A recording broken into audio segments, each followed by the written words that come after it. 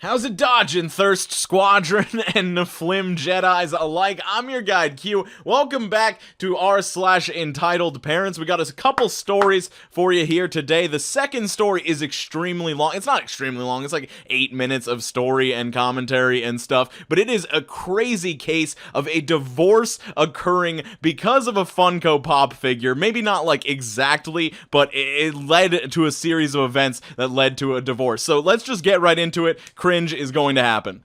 Entitled kid takes my hearing aid to listen to music, then breaks it. Okay, so I'm pretty new around here. I saw one of those r/entitled parents videos and felt like I needed to share this story. Sorry if it looks bad. I have a hearing disability, obviously, and I was finally allowed to go to the mall with my friends. I texted my friends that we are good to go, and they pick me up from my home. When we get there, we all realize that we're hungry, so we went to the shawarma stand near us because we were apparently craving shawarma at the time. I saw Entitled Kid browsing the food stands, and I didn't really pay much attention to it until we finally left the area. I felt a pull on my pants and looked down to see Entitled Kid, and thinking that she wanted to tell me something, like my zipper's down or I have a hole in my pants, I crouched down. Entitled Kid grabs my hearing aid and runs away with it. I, of course, instinctively started chasing her. After about 4 minutes of intense running, I finally catch her. I reach out for her hand, but then the uncooked pasta, I guess it's an insult for this child, just throws it onto the ground, breaking it.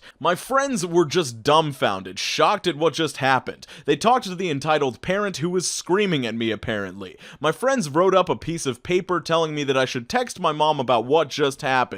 I did because I can't really argue if I can't even understand what they're saying. My friends took it upon themselves to talk with entitled parent. They told me about the exchange, and I'm not sure how accurate this is, but it's very possible that it did end up like this. Entitled parent was screaming at me about how I injured her child and that it was just an easy-to-replace wireless earphones. Also, the child took minor injuries, just a scrape on the knee. Entitled parent is crying, friend, miss, those are his hearing aids that your child just broke. You're going to have to pay for that. Stop lying! It's just wireless earphones! You hurt my child! I'm calling the police! Okay, but you still have to pay for the hearing aid. Entitled parent grabs my hearing aid and steps on it. Entitled kid laughs. Okay, now you're going to have to pay for that. A security guard walks up to the entitled parent. Security guard, is there a problem here, miss? Entitled parent, pointing to me texting anxiously to my mom. He took my kid's earphones, broke it, and injured my daughter. Security guard walks up to me and tries to speak to me. Me looks at security guard, realizes security guard is trying to talk to me, and starts opening my memo app. Can you please talk to me here? Security guard, realizing that I have hearing disabilities, can I see those earphones? Entitled parent gives hearing aid to security guard. Ma'am, this is a hearing aid. Entitled parent nervously laughs, walks up to me, hands me a $20 bill, and leaves. Again, I have no clue if this is 100% accurate. $20 is not enough to buy another hearing aid. So I'm going to give you polls after each of these stories in the top right corner so you guys can let me know if you think they're real or not. I'm not going to go on forever disputing if they're real or fake, because somebody gave me a comment recently saying that that was boring, and I sort of do agree. It isn't great to just dispute if they're real or not, and I'm talking about it too much right now. But I do think this is a very strange conclusion to this story. I mean, the security guard definitely should have called the police in this situation. That's destruction of property. Obviously, the $20 bill does not cover the cost of a new hearing aid, and even if it did, even if she gave him the exact amount of money that the hearing aid cost, the police should still get involved because this isn't right, and the mother just shouldn't be able to get away with this, just giving this person money to get away with a crime. I think she should suffer more consequences, and in this situation, it's going to enable her entitled behavior further because she feels like she can get away with this stuff by just paying someone $20 for a hearing aid.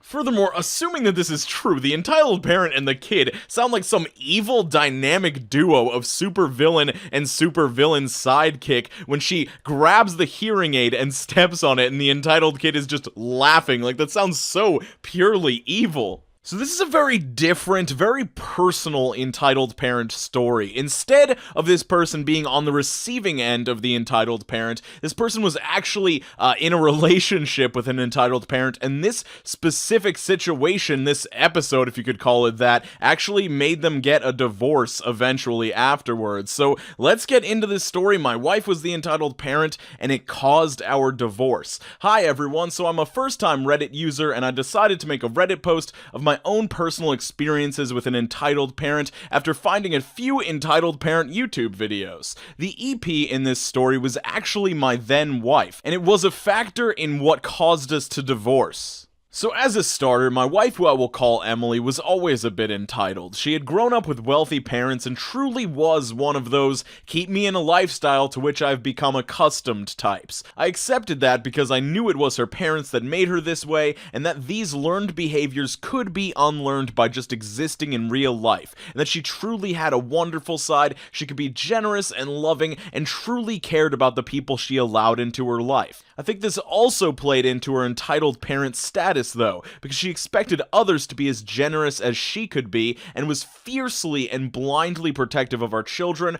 unable to see how she/they are in the wrong until after the fact when I had explained it to her in great and excruciating detail. All this to say, she had a big disconnect between how she should behave and her expectations of others versus what is actually appropriate and realistic expectations of strangers. With that picture painted, here's what happened. We were at Tesco's, it's a grocery store, with my youngest daughter who has mild autism and struggles to understand social situations. You may also know that people with autism have a distorted sense of self and can be very self-centered. My daughter collects Funko Pops and is currently obsessed with Harry Potter. She needed the Luna Lovegood with the lion headdress one, and every time we went into Tesco, she would run to the toy aisle to see if they had it.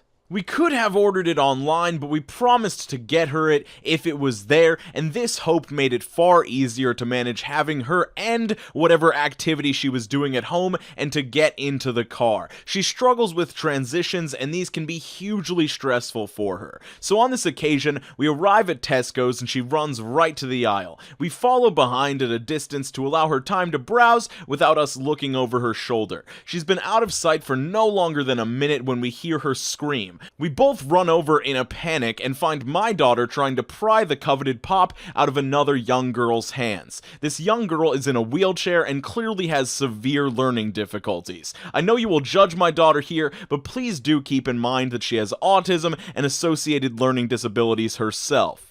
The girl in the wheelchair is trying to hold the pop out of reach, and her mom is standing to the side of her trying to get between my daughter and hers without touching my daughter, a trying task. My wife stomps over and immediately starts on the mother. "Don't you dare touch my daughter!" The mom, with the patience of a saint, looks at my wife and says, "I'm not. I'm trying to stop her hurting my daughter." I get a bit annoyed with this because my daughter has never been violent with anyone, but I can see why she would make this assumption given what is happening.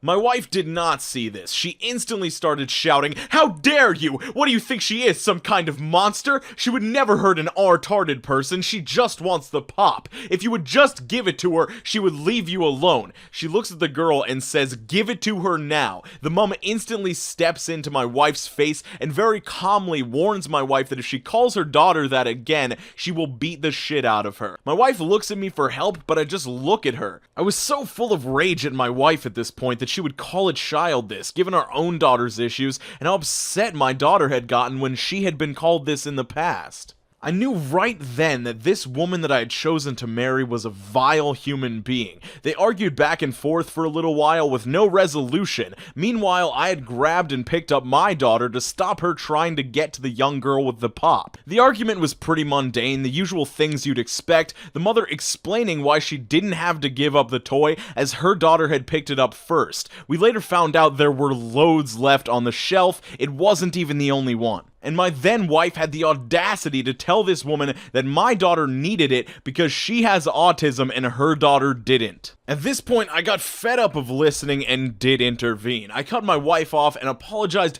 profusely to the mother and offered to buy her daughter the pop. She not so politely, but also understandably declined. As she made her way away, my wife began screaming at me about how I should have defended her and how it was out of order for not defending her. I explained to my wife that I had nothing to say until we got into the car, noticed the remaining Luna Pops, and let my daughter choose another. My wife followed me around trying to engage me in conversation, but I ignored her for the most part and reiterated that I had no intention of speaking to her. I had never been so disgusted with anyone in my life, and the idea that this woman was the mother of my child made me feel sick. I later explained to her why she was wrong and she began to get it, but the damage had been done. I could not be with someone who would use that word to describe someone who had it even worse than our daughter. We ended up divorcing over something else some weeks later, but in the back of my mind then and now, this was the beginning of the end. I know this didn't have much of a climactic conclusion, but I wanted to share as I think you guys will find it interesting enough.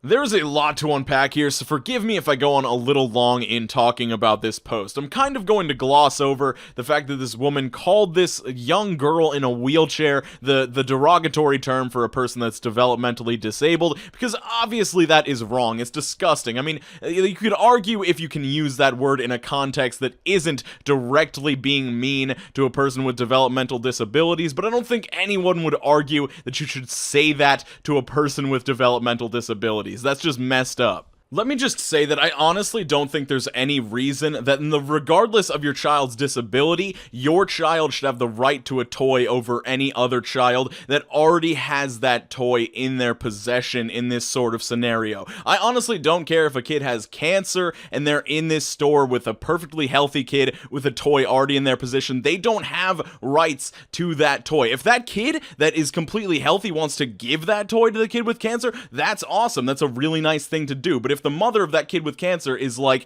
yo, my kid needs this toy, he has to take it from you, like, this is not cool. It's just not the way that the world works. This is not like a person that's perfectly healthy taking a wheelchair from a person whose legs don't work. It's not like a person that's completely healthy taking an inhaler, hits off of an inhaler, while a person with asthma is like suffering an asthma attack. This is not that sort of situation. Your autistic kid does not have rights to a toy because they're autistic.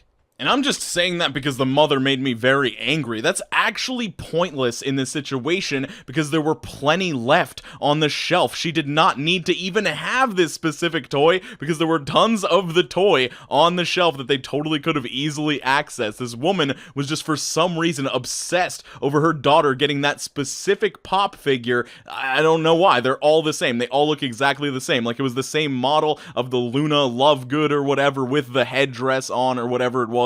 And don't get me messed up, I'm not an expert on raising children or raising kids with autism, but this is just not a good precedent to set in front of your kid, that because they're autistic, they get extra privileges. Like, yes, they might have special help, you know, they might get special assistance in class or something like that, but it doesn't give them the right to have, like, the first dibs on everything in the world. The world just doesn't work like that, and I think you're doing a child a disservice by teaching them that. And I do feel bad that this girl is now going to grow up in a broken home because her parents are going to get divorced. I'm sorry that this dude thought that his wife was beyond the point of help. I'm sure he has way more context on that situation than we do. And just based on this story, I really hope that the dad gets custody in this situation, which is kind of rare because moms tend to get custody if there's not something severely wrong with the mother, which being entitled doesn't usually come up in court. But I just hope everything works out for this kid, and I hope they're able to be raised to be a good, stable, non-entitled member of society.